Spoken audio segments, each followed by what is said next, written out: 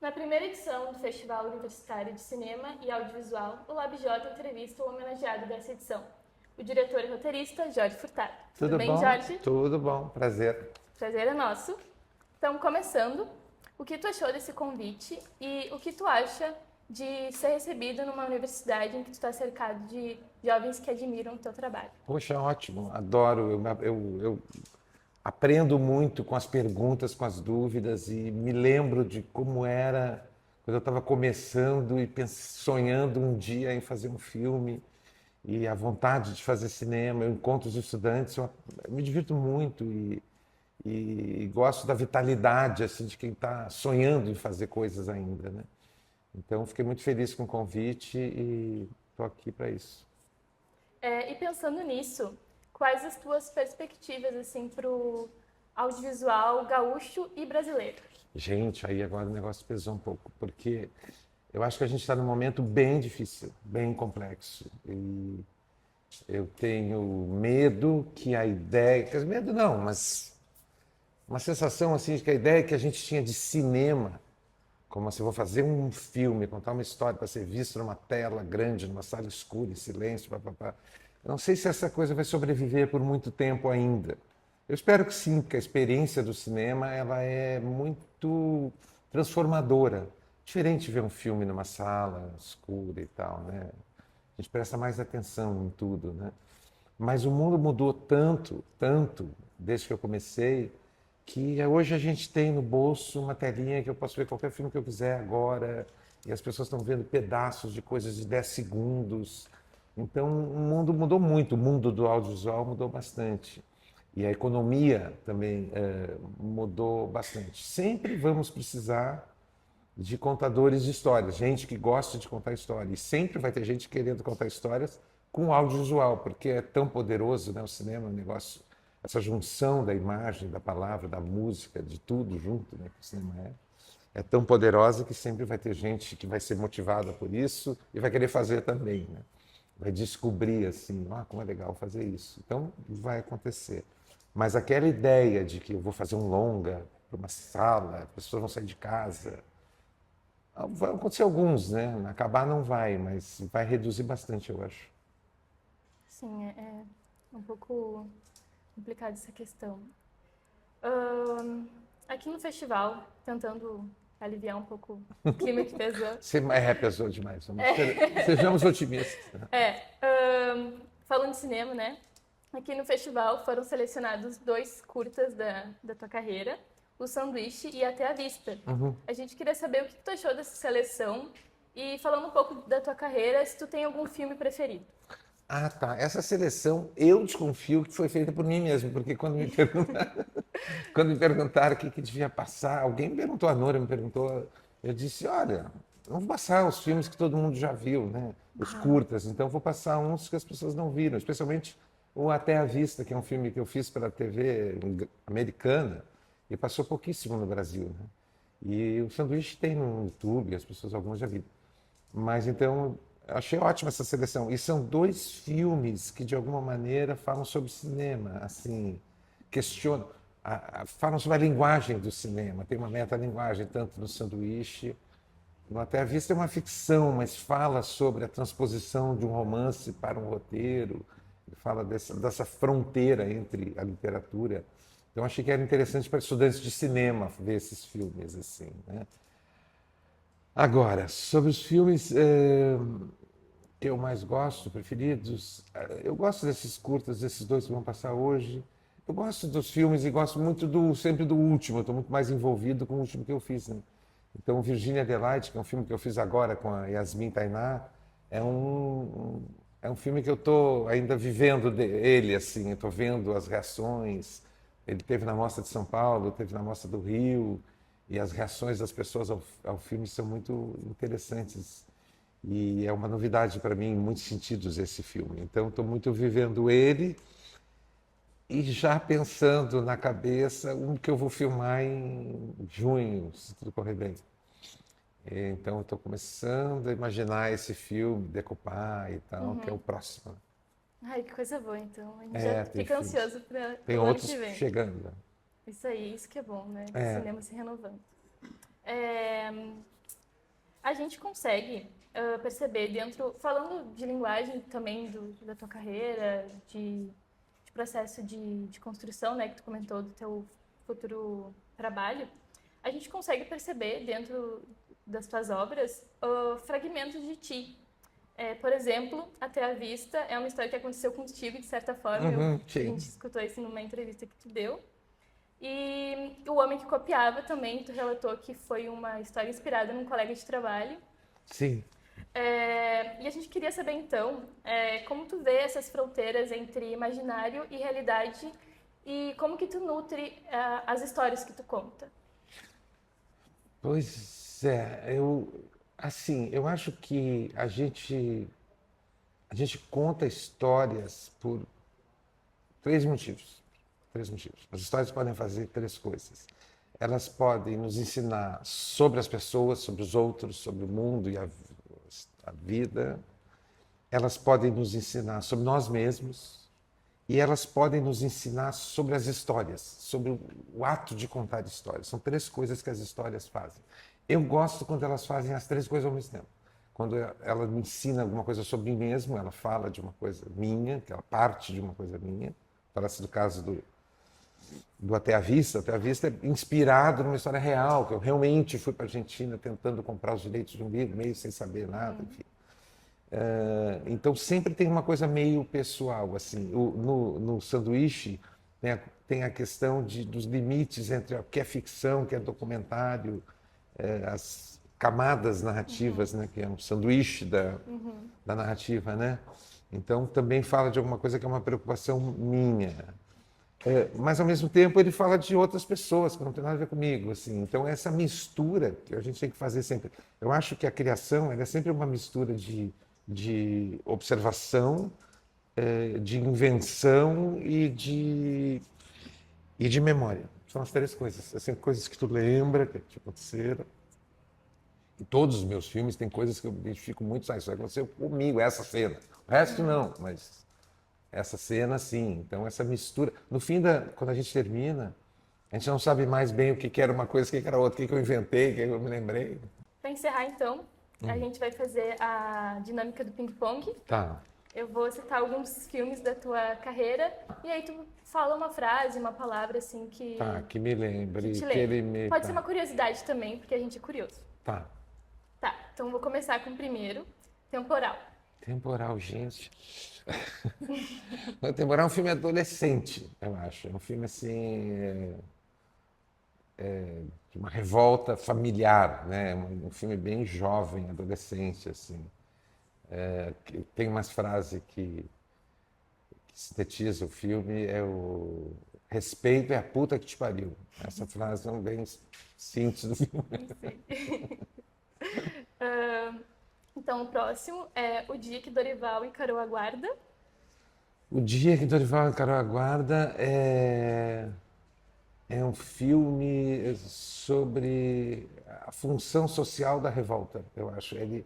Ele é como a revolta de alguém pode transformar outras pessoas, não apenas a si mesmo, mas o exemplo da revolta. Acho que é sobre isso.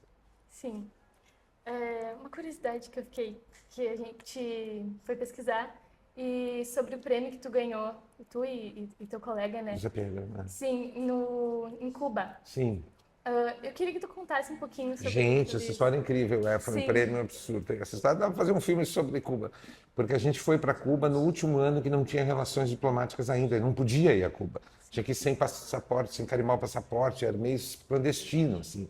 Então a gente foi pela Porto Rico, enfim, chegando Panamá para chegar em Cuba.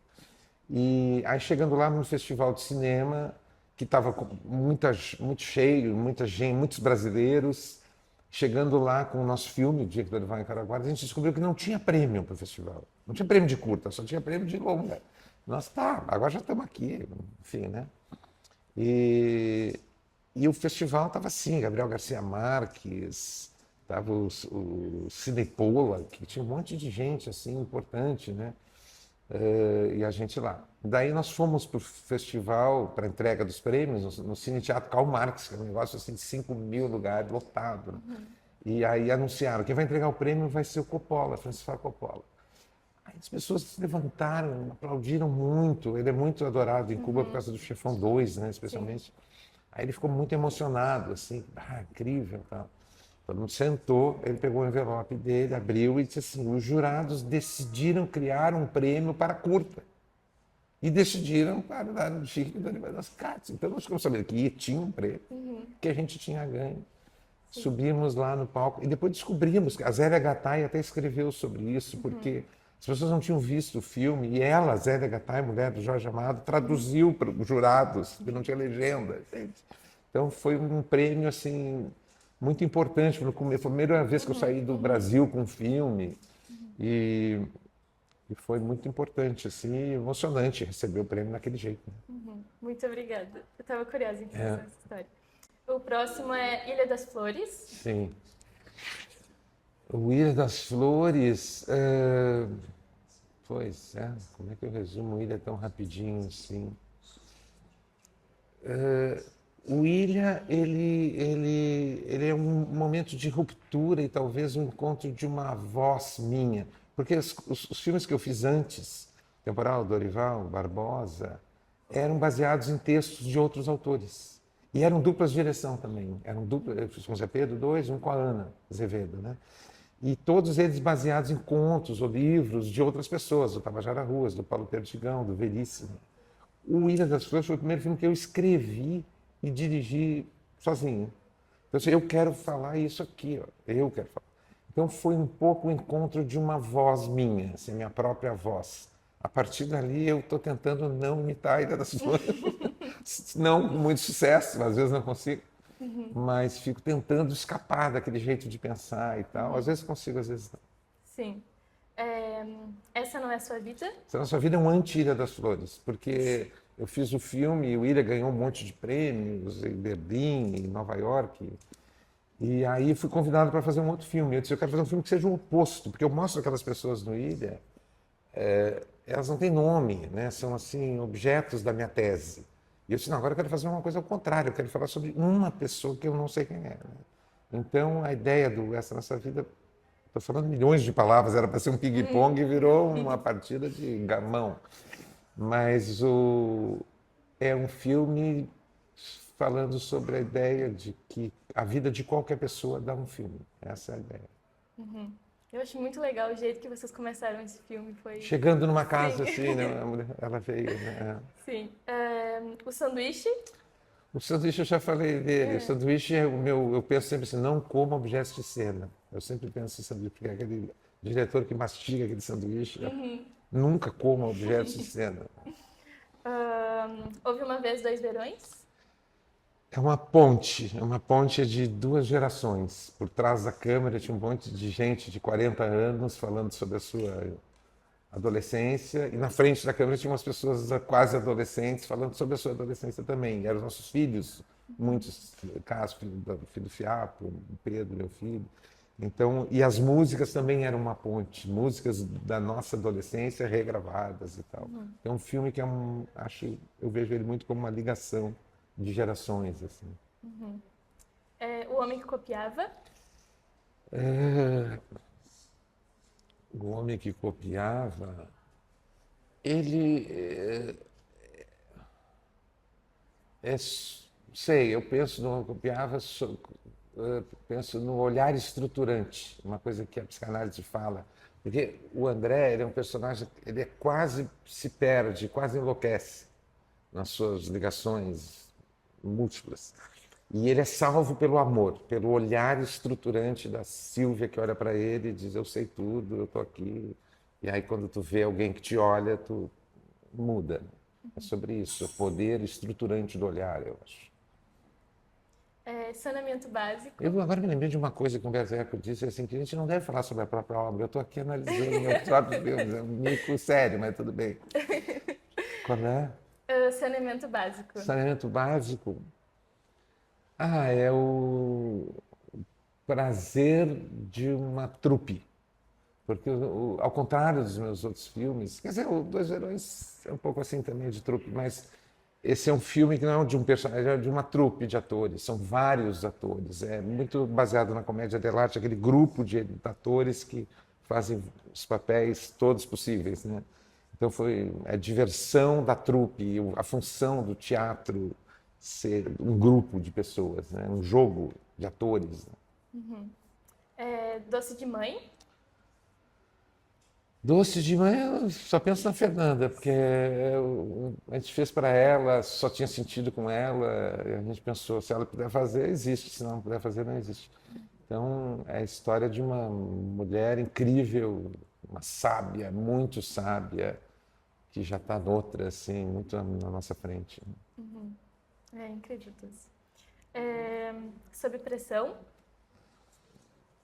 Sob pressão, a minha contribuição no Sob Pressão, porque o Sob Pressão era um filme do Andrucha que ia ser uma série, mas não deu certo, aí me chamaram e eu fiz, a minha contribuição ao Sob Pressão foi a personagem da Carolina, da doutora Carolina, porque o filme era muito centrado no Evandro, ele é o personagem principal, então eu penso no Sob Pressão, eu penso na convivência complementar de opostos, um cínico, mal-humorado e uma pessoa carinhosa, com fé, que se encontram, né, e se complementam. Acho que o sentido do Sob Pressão é meio esse.